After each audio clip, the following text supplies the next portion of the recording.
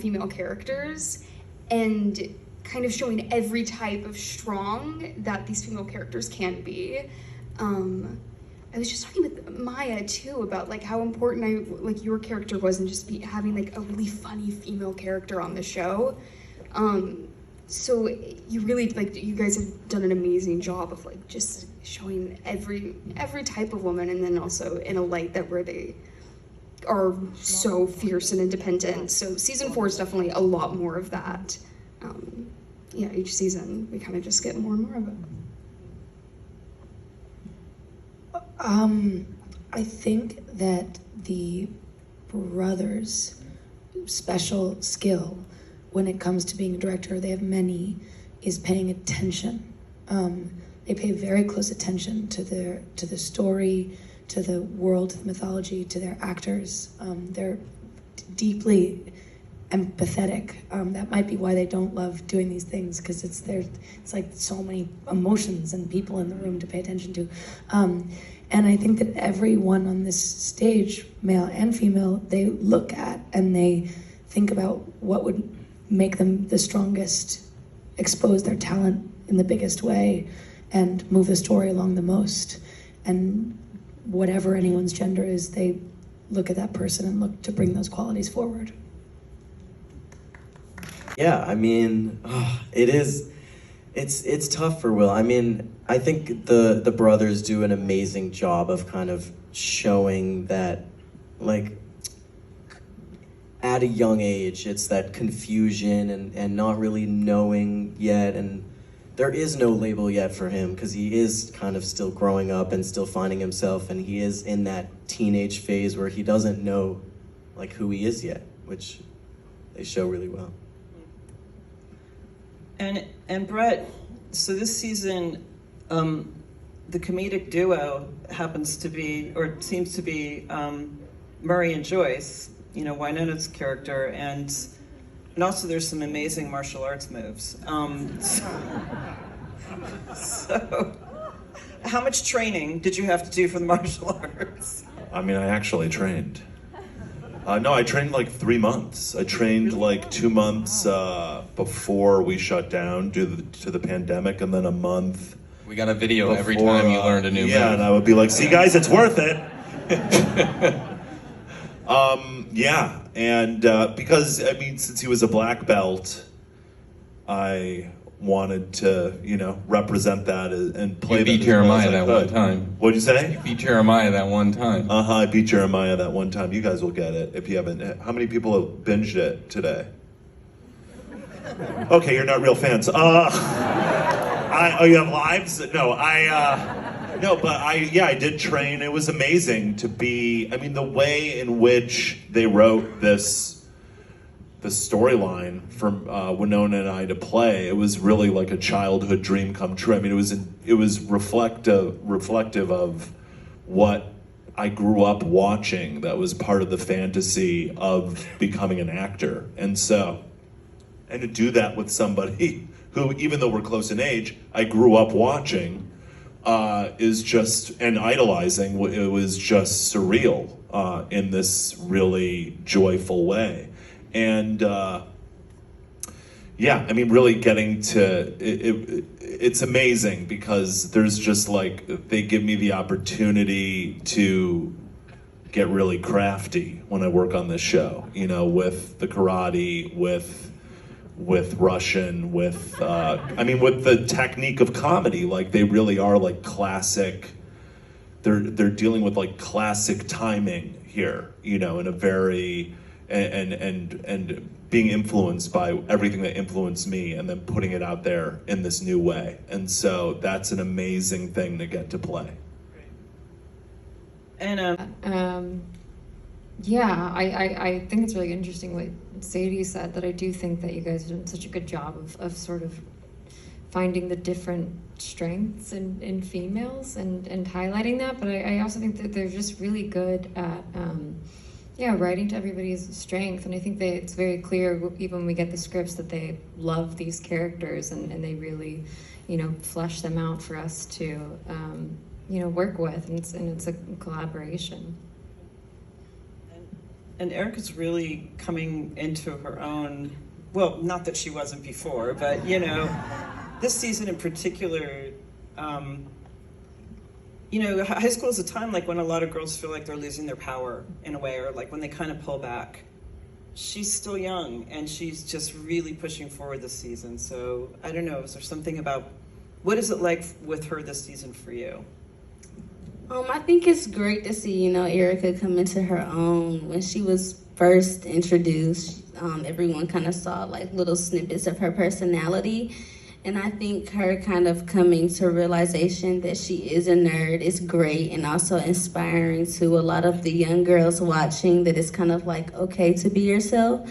And she kind of grew along with me as well, because we're kind of in like a similar time where we're growing up around, you know, adolescence and trying to find ourselves. So I think I kind of used finding myself and kind of put it into Erica a little bit.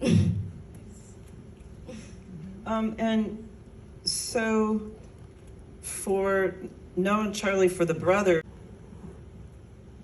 Yeah, I mean, you know, one thing with these brothers, these characters is, I guess from the beginning, it's you've always had this like protection and this closeness with these characters, and I think at least for Jonathan this season, it's kind of like, well, I guess he's always felt this like extreme responsibility to his family and to his mother and to be there for his brother. But this season, I think he kind of, at least in the beginning, in this move, in this transition, he's kind of struggling to lose sight of it. You know, like you said, he's kind of a bit lost in dealing with his own move and situation. And I think that's kind of taking up that connection, and as the season goes on, you kind of notice this connection coming together again. I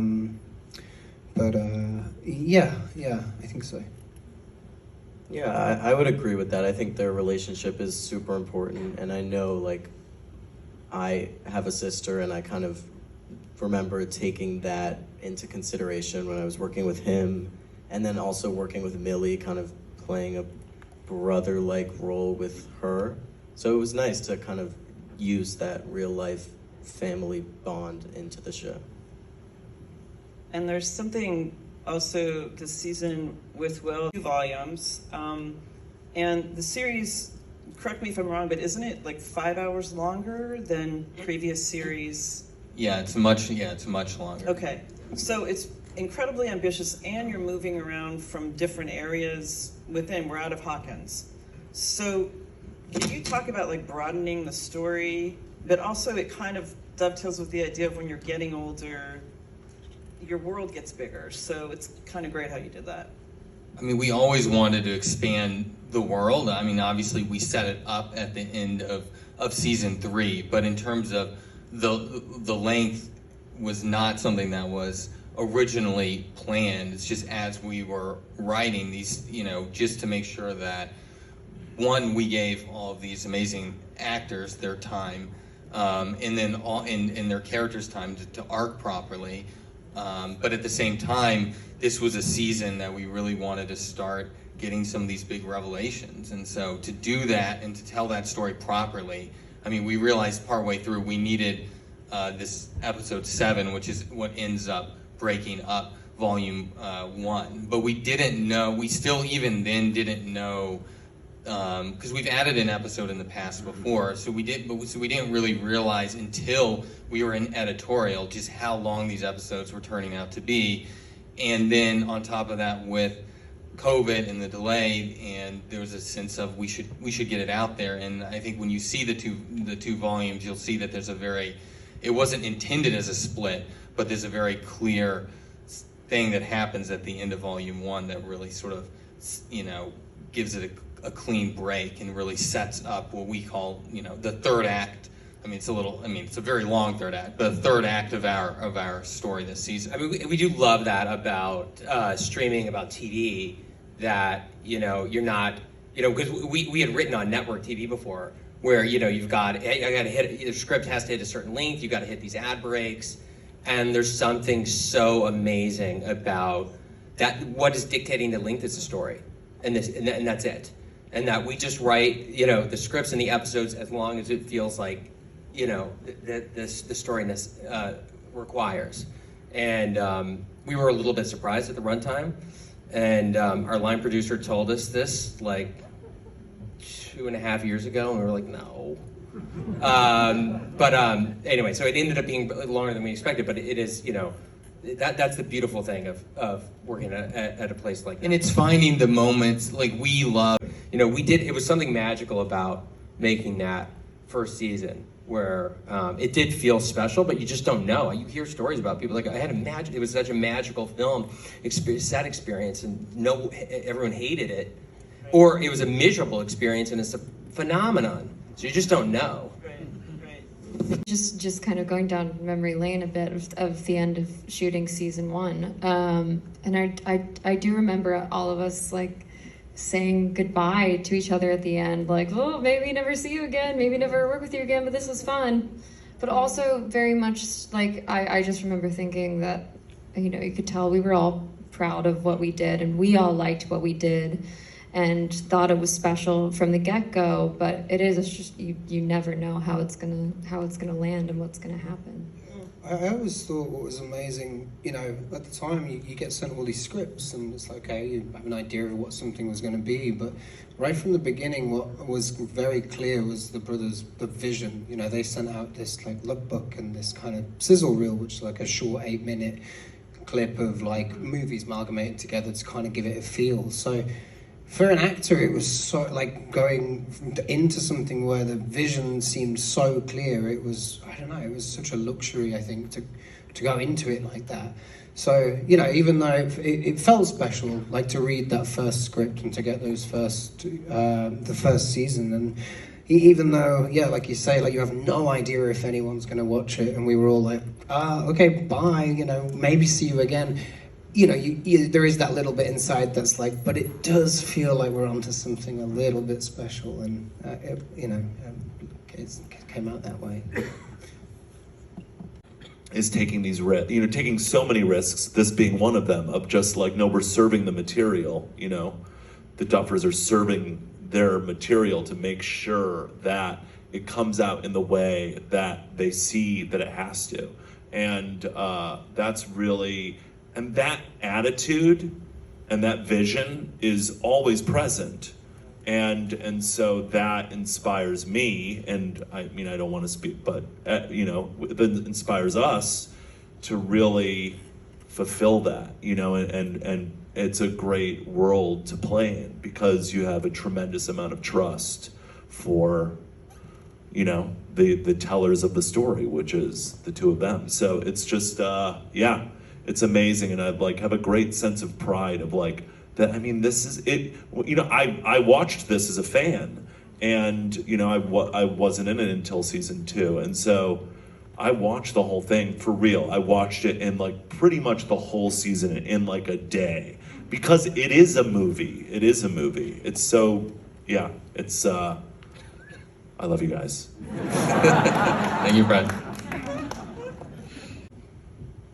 Well, I mean, a lot of it was dictated by, you know, these guys getting older and knowing that we were, you know, moving into high school. So whereas 3 was that last summer prior to high school, it's like the last time they were kids and they were starting to make that transition. So we wanted that to be our fun summer blockbuster, sort of big popcorn movie, because we knew there was going to be a dramatic shift as we moved into 4, because as they go into high school, we wanted things to get darker and more real, and they're dealing with, of course, the traumas that they've experienced in the previous years. We didn't want to ignore that, and so a lot of it was just talking about that, how they would handle what had happened, how they would handle this transition into more of an adulthood and into high school. So yeah, it's like the supernatural traumas and then the trauma that is high school, basically. Like, so it was like immediately, it's us and our writers getting together, talking about our high school experiences. Most of us had bad high school experiences, or difficult and challenging high school experiences. And so you're dealing at that age, typically, you're dealing with so many new emotions. And a lot of times you don't even understand what you're going through. At least I didn't at the time, in terms of, you don't have a grasp of what that kind of anxiety and insecurity, depression, why you're feeling all these things. And so we wanted to explore all of that. And it's pretty dark. And then that lined up really nicely with the fact that, oh wait, they're kind of the same age they should be in an 80s horror film, in like a slasher film, in a Nightmare on Elm Street or whatever. So it was like, okay, let's see if we can marry these two ideas and have a villain that can represent all of that. Yeah. Yeah, maybe it's, yeah, sure. I'm sorry, I'm sorry, Brett. I should have started with Brett, but Yeah, we could start here again. No, I should have wore brighter clothing. I'm very invisible up here and very hard to see, and I apologize to everyone. Maybe I maybe didn't hear my name when I came out over your applause for everyone else, but I'm Brett Gelman and I play Murray Bauman. Do you want to start with me? Do you really want to start with me? absolutely now, absolutely. Okay, 4 words, did you say? I'll give you 5 or 6. Okay, cool, thanks. Thanks for the extra 1 or 2. Yeah, that was... I'll say, for me, that it's just everything is more, in terms of... Everything is more. Everything is more, and great.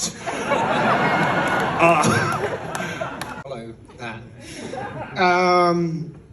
Damn, how do I follow that?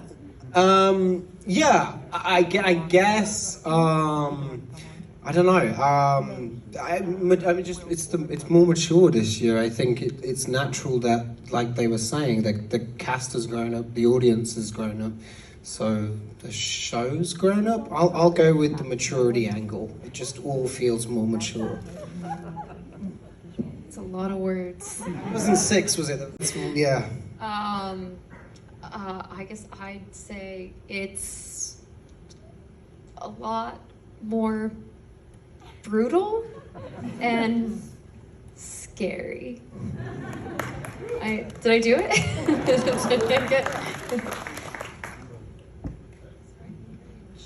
Bone crunchy, grimy, bloody, spooky, lovey.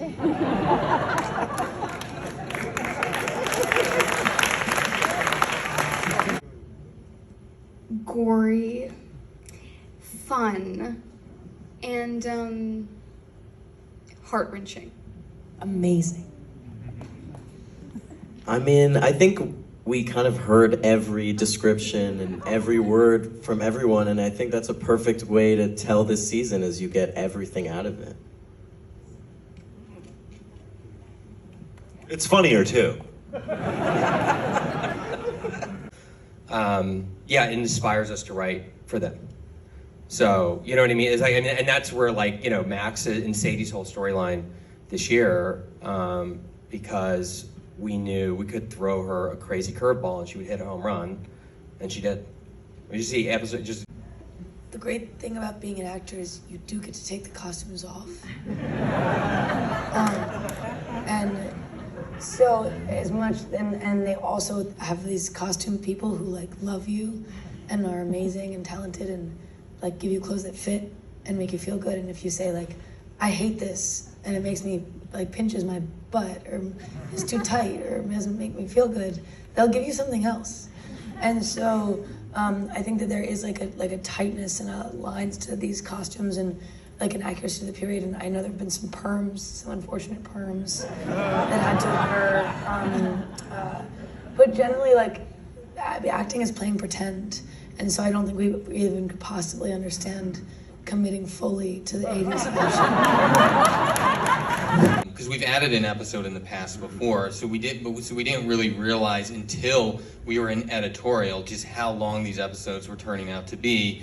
And then on top of that, with COVID and the delay, and there was a sense of we should get it out there. And I think when you see the two volumes, you'll see that there's it wasn't intended as a split, but there's a very clear thing that happens at the end of volume 1 that really sort of, gives it a clean break. And